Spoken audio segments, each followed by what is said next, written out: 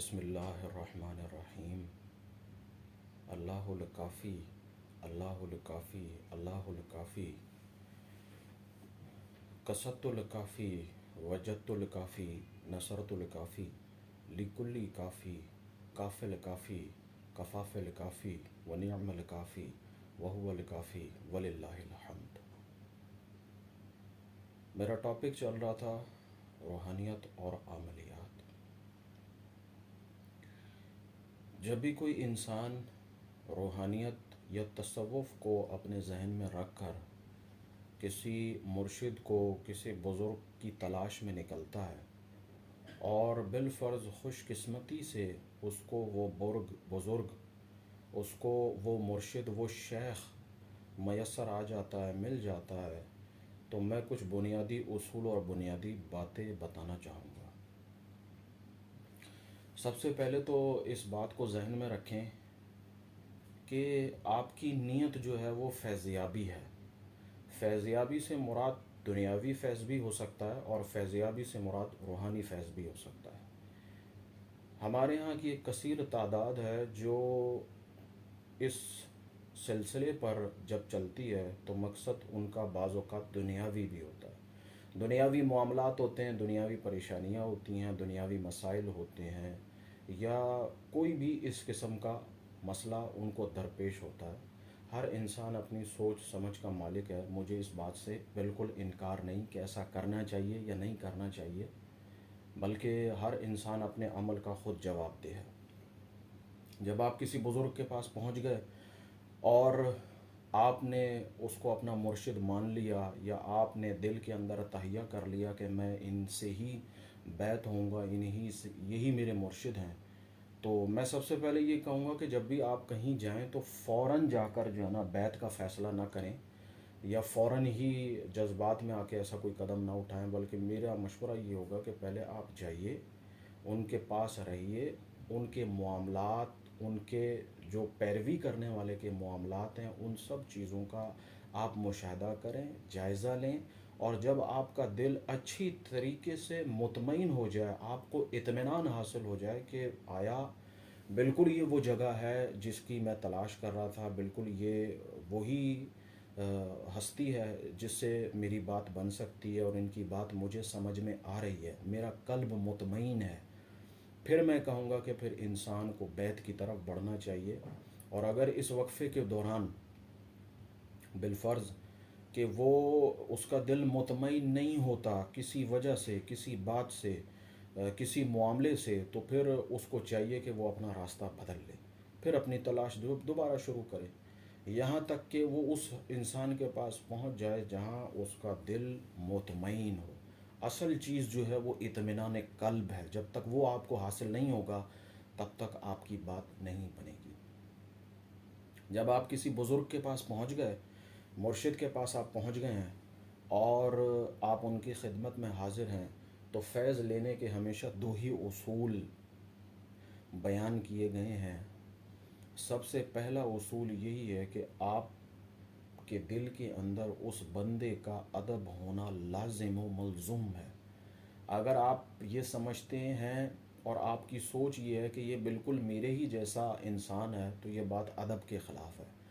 کبھی آپ نے اس کو اپنے جیسا نہیں سمجھنا، اپنی طرح نہیں سمجھنا۔ بظاہر وہ آپ جیسا ہی ہے، بظاہر وہ آپ ہی کی طرح انسان ہے، لیکن یہ ساری باتیں بظاہر ہیں۔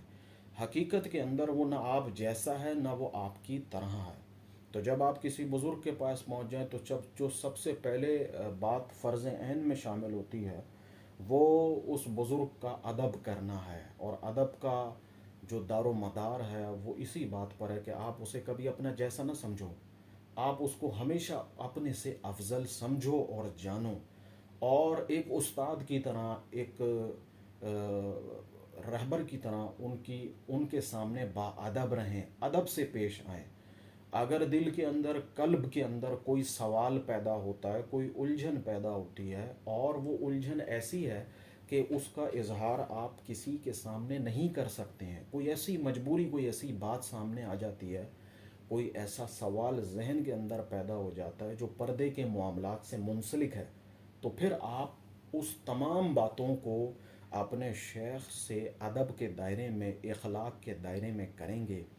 اور ہمیشہ اس بات کا خیال رکھیں کہ ہر چیز کی وجہ جاننے کی کوشش نہ کریں۔ مثال کے طور پہ کوئی سوال کیا اور اس کا جواب حضرت نے آپ کو دے دیا، لیکن وہ بات آپ کی سمجھ میں نہیں آئی، تو کوئی بات نہیں، آپ سوال پہ سوال مت کریں، بلکہ انہوں نے جو جواب دے دیا کوشش کریں اس کو سمجھنے کی، کوشش کریں اس بات کو جاننے کی، اس بات کی گہرائی میں اترنے کی، اور پھر جب آپ اگر اس بات میں کامیاب نہ ہوں، پھر کسی دوسرے موقع پر اس سوال کو یا اس جواب کو دوبارہ سوال کی شکل میں پوچھ سکتے ہیں۔ دیکھیے، یہ بات کرنے کا اصل مقصد کیا ہے؟ یہ بات کرنے کا اصل مقصد یہ ہے کہ انسان اگر صرف سوال اور اس کے جواب تک ہی محدود رہے تو پھر فائدہ نہ ہوا کوئی کسی بات کا۔ اصل چیز یہ ہے کہ ایک سرا آپ کو مل گیا کسی سوال کے جواب کا، تو آپ کو چاہیے کہ آپ اس پر خود سے بھی تحقیق کریں، اور اگر آپ کوشش کرتے ہیں تحقیق کی، تو تحقیق کرنے کے بعد آپ خود جس نتیجے پہ پہنچیں وہ شیخ سے اس معاملے کو، اس بات کو، اس نتیجے کو شیخ سے گفتگو میں بتا سکتے ہیں کہ میں نے ایسے سوچا، یا میں ایسے سمجھا، یا میں نے یہ سمجھ میں آئی بات۔ تو اگر آپ ہچکچائیں گے، ادب کا مقصد ہرگز یہ نہیں ہے کہ آپ اتنے ادب میں رہے کہ آپ کے دل و دماغ میں الجھنیں تھیں، آپ نے کبھی پوچھی نہیں، آپ نے کبھی ہمت ہی نہیں کی، تو پھر یہ غلطی آپ کے اوپر ہوگی، کیونکہ ایک بندے کی صحبت، ایک بندے کا وقت آپ کے پاس موجود ہے، اور آپ صرف ادب میں رہ کر اسے ضائع کر رہے ہیں۔ ایسا نہیں کرنا، ادب بھی کرنا ہے، اگر کوئی الجھن پیدا ہو جاتی ہے تو وہ سوال کی شکل میں بھی پیش کرنی ہے۔ اور میں آپ کو اپنی ایک بات بتاؤں، میں اپنے مرشد کے پاس جب جاتا تھا، اور بلکہ الحمدللہ ابھی بھی جاتا ہوں، تو میرے اندر اتنا ڈر تھا، اتنا خوف تھا کہ میں سوال اپنی زبان سے کرتا نہیں تھا۔ میں کیا کرتا تھا، میں ایک پرچی بناتا تھا، اس پہ اپنا سوال لکھ دیتا تھا، اور پھر جب واپسی کے لیے حضرت سے مصافحہ کرتا تو حضرت کو وہ پرچی دے دیتا تھا کہ حضرت یہ میرے اندر ہمت نہیں ہے آپ سے بات کرنے کی، میں بات نہیں کر سکتا ایسے، تو یہ میری ایک پرچی ہے، تو میں آپ سے درخواست کرتا ہوں کہ نظر کرم فرمائیے۔ تو یہ بھی ایک طریقہ ہے، اگر کوئی انسان کو بزرگ کی صحبت حاصل ہے وہ ملاقات کر سکتا ہے، اور کوئی سوال ایسا ہے جس کو پوچھنے کے میں اس کو اتنی ہچکچاہٹ محسوس ہوتی ہے، یا وہ بات ایسی ہے جس کو ہم کہیں گے کہ پردے کی بات ہے، تو وہ لکھ کر بھی اپنے شیخ کو بات دے سکتا ہے، اور پھر اس سے آپ کے اندر جستجو اور آپ کی بے چینی کا بھی احساس ہوتا ہے کہ آپ جاننا چاہتے ہیں۔ تو ادب بھی کرنا ہے،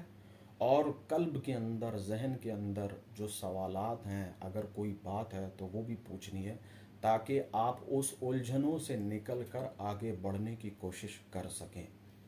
ادب تو لازم و ملزوم ہے، یہ آپ کو کرنا ہی کرنا ہے، چاہے آپ کے حالات بہت اچھے ہوں، آپ بہت اچھے حالات کے مالک ہوں، یا مرشد کے حالات بہت خراب ہوں یا تنگ حالات ہوں، آپ نے ہمیشہ اس کا ادب رکھنا ہے اور اس کو اپنے سے افضل جاننا ہے۔ یہ تو ہو گیا فرض عین۔ اب آتے ہیں جو دوسرا فرض ہے کہ مرید پر لازم ہے، اگر وہ چاہتا ہے کہ اسے اس بندے سے، اس بندے کی روح سے فیض ہو، تو جو دوسرا فرض عین ہے اس کو ہم عام الفاظ میں عشق کرنا کہیں گے۔ موجودہ دور حاضر میں جب بھی عام الفاظ میں یا عام باتوں میں یا عام گفتگو میں جب بھی لفظ عشق آتا ہے، تو ہمارے دماغ کے اندر جو سب سے پہلی چیز پیدا ہوتی ہے، عام دماغ کے اندر جو سب سے پہلی چیز پیدا ہوتی ہے وہ نفس اور جسم کی خواہش پیدا ہوتی ہے۔ یہ ایک عشق کا بڑا ہی عام مفہوم ہے، اور اگر بہت ہی گہری بات کر لی جائے تو زیادہ تر افراد جو ہیں، بلکہ میں کہوں گا زیادہ تر کیا، وہ تمام ہی افراد عشق مجازی کو جو ہے نا وہ برا سمجھیں گے، وہ برا کہیں گے، اور کیونکہ ہمارے دماغ کے اندر جو اس کا مفہوم ہے وہ مفہوم ہی غلط ہے، اور زمانے کے اندر برائیاں بھی اس قدر ہیں کہ ہم اس لفظ کو کبھی اچھا نہیں جانیں گے۔ آپ خواتین سے تو سوال ہی پیدا نہیں ہوتا کہ کوئی اسے اچھا سمجھے، لیکن اگر آپ کسی مرد سے بھی کہیں گے نا عشق کے حوالے سے، تو کسی حد تک وہ بھی اس کی کوئی صحیح تعریف نہیں دے سکے گا. وہ آپ کو یہی کہے گا کہ یہ ایک ایسا انسان جو بڑا مذہب کا پابند ہے، جو بڑی عبادات کا پابند ہے، وہ کہے گا یہ غلط چیز ہے، یہ درست نہیں ہے، یہ تو خرافات ہیں. میں آپ کو عشق کی کچھ بنیادی بات بتاتا ہوں. میں آپ کو وضاحت دیتا ہوں عشق مجازی کی اور عشق حقیقی کی، اور کچھ تصوف کے متعلق جو بنیادی باتیں ہیں اس سے بھی آپ کو آگاہی دیتا ہوں. عشق اصل میں ہے کیا؟ عشق کا تعلق کس چیز سے ہے؟ اگر کسی انسان کو یہ کہا جائے، مثال کے طور پر کسی بندے کو کہا جائے کہ فلاں مقام پر ایک بندہ موجود ہے، آپ جا کر اس سے عشق کریں،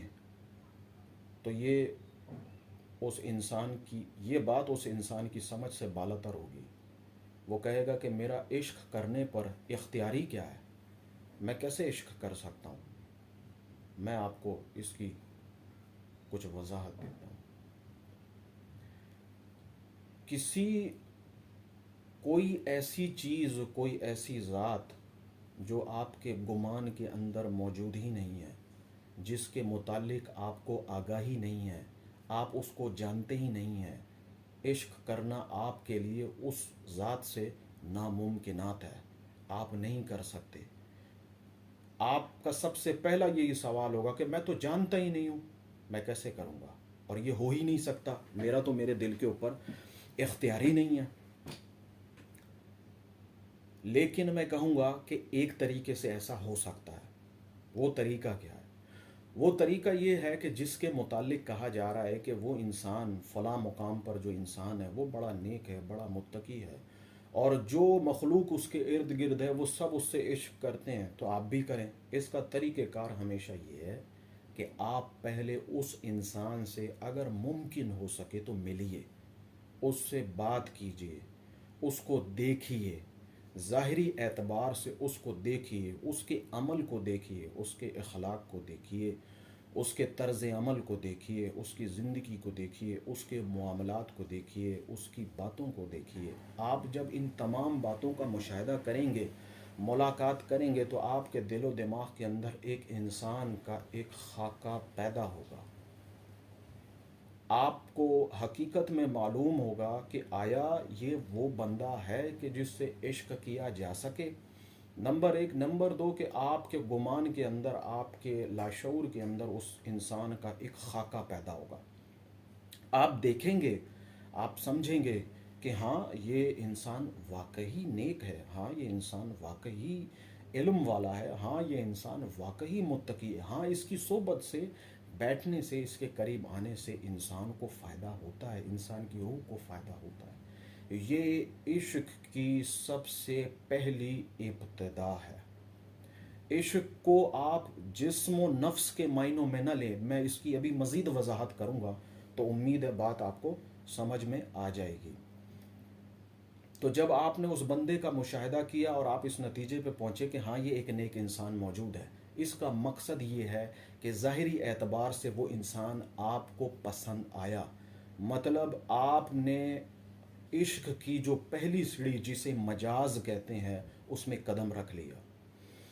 مجاز یا مجازی عشق جو ہے وہ غیر حقیقی عشق کو کہتے ہیں. اور یہ غیر حقیقی عشق کا مطلب ایک مرد و عورت کا عشق نہیں ہے، ایک جسم ملنے کا عشق نہیں ہے، ایک شادی کا عشق نہیں ہے، بلکہ یہ عشق کو ہم اس طریقے سے نام دیں گے کہ کسی انسان کی ذات کو پسند کرنا،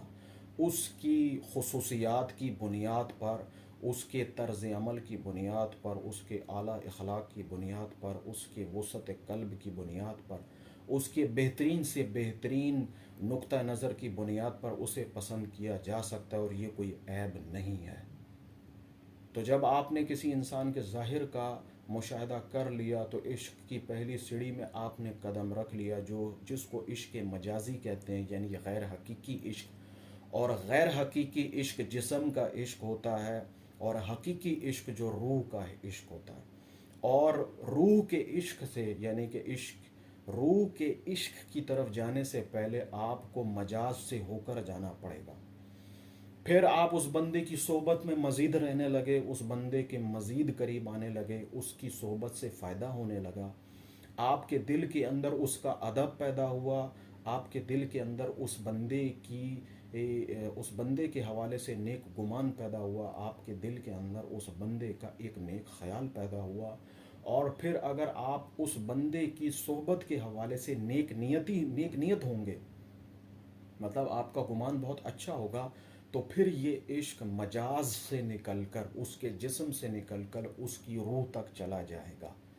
پھر آپ اس کے جسم کو نہیں دیکھیں گے، پھر آپ اس کی پسند ناپسند کو نہیں دیکھیں گے، آپ اس کے پھر رنگ روپ کو نہیں دیکھیں گے، آپ پھر اس کے طرز عمل کو نہیں دیکھیں گے، بلکہ آپ کے اندر موجود جو جذبہ ہے وہ اس کو مجاز سے نکال کر عشق حقیقی کی طرف لے آئے گا. عشق حقیقی کو ہم جس معنوں میں سمجھتے ہیں، باری تعالیٰ سے عشق کرنا، تو روح سے عشق کرنا در حقیقت باری تعالیٰ سے ہی عشق کرنا ہے، کیونکہ ہماری تخلیقات میں جو تخلیق روح ہے اس کا براہ راست باری تعالیٰ سے تعلق ہے، جس کو قرآن کے اندر اس نے اپنا امر کہا. تو جس نے روح سے عشق کیا اس نے در حقیقت حقیقی عشق میں ہی وہ مبتلا ہوا. مزید وضاحت کرتا ہوں. اب جیسے مجاز سے نکل کر وہ اس شیخ کی روح تک پہنچ گیا، جب روح کے عشق میں مبتلا ہوا اور پھر جب اس عشق میں مبتلا رہا اور پھر وہ اس سے بھی آگے بڑھا، تو پھر وہ عشق حقیقی کی طرف چلا گیا. اگر آپ اس بات کو اس طریقے سے کہیں کہ فنا فی الشیخ جو ہے وہ در حقیقت فنا فی اللہ ہی ہوتا ہے. ہمارے جتنے بھی اولیاء فنا فی الشیخ ہوئے، اپنے مرشد کے اندر فنا ہوئے، اس کی روح، مرشد کی روح کے اندر فنا ہوئے، وہ کسی حد تک آپ اس کو اس طرح سے بھی کہہ سکتے ہیں کہ وہ فنا فی اللہ ہو گئے، کیونکہ روح کا براہ راست تعلق جو ہے وہ رب تعالیٰ کی ذات مقدسہ سے ہے. تو جو لوگ یہ سمجھتے ہیں کہ ہم عشق حقیقی کرتے ہیں بغیر مجاز کے، بغیر کسی رہبر کے، بغیر کسی جسم کے لباس کے، وہ کہتے ہیں کہ ہم اللہ سے عشق کرتے ہیں، تو میں کہتا ہوں کہ وہ کسی حد تک غلطی پر ہیں. وہ ایسا کر نہیں سکتے ہیں. اس کی وجہ یہ ہے کہ عشق پر چلنے کا جو راستہ ہے، اس کی جو پہلی سیڑھی ہے وہ مجاز ہے، اور مجاز سے گزر جانے کے بعد انسان حقیقت کی طرف جاتا ہے. اس کو اس طریقے سے بھی سمجھ لیں کہ اگر کوئی انسان بغیر رہبر کے، بغیر مرشد کے، بغیر مجاز کے حقیقت کی طرف جانے کی کوشش کرتا ہے، اس راستے پہ سفر کرنے کی کوشش کرتا ہے، تو پھر اس کا انجام اور انتہا یہ ہے کہ وہ مجذوب ہو جاتا ہے. وہ مجذوب اس کی انتہا ہے، وہ اس سے آگے نہیں بڑھ سکتا. اس کی وجہ یہ ہے کہ رہبر ہی آپ کو آپ کی منزل تک پہنچائے گا، رہبر ہی آپ کی رہنمائی کرے گا، رہبر ہی آپ کو آپ کے اصل مقاصد میں کامیاب کروائے گا. بغیر رہنمائی کے ممکن نہیں ہے. تو جو لوگ لفظ عشق کو غلط سمجھتے ہیں ان کے لیے یہ بہت بہترین وضاحت ہے کہ دیکھیں، اگر تو لفظ عشق آپ کسی کے لیے استعمال کرتے ہیں، مثال کے طور پر ایک لڑکا ایک لڑکی کے لیے استعمال کرتا ہے، اور پھر یہ عشق شادی وہ کر لیتے ہیں، نکاح وہ کر لیتے ہیں، تو یہ جو عشق کا چیپٹر ہے یہ تمام ہوا، یہ بند ہو گیا، اس کے آگے اس کی کوئی حقیقت نہیں ہے. لیکن ایک انسان عشق کی جو ابتدا کرتا ہے وہ رب تعالیٰ کی ذات کے لیے کرتا ہے، کہ میں فلاں بندے کے پاس اس لیے گیا کہ مجھے اس کی باتوں سے اللہ کی خوشبو آتی ہے، مجھے اس کے الفاظوں سے رب تعالیٰ کی یاد آتی ہے. تو اس عشق میں اور نکاح کرنے والے عشق میں زمین آسمان کا فرق ہے.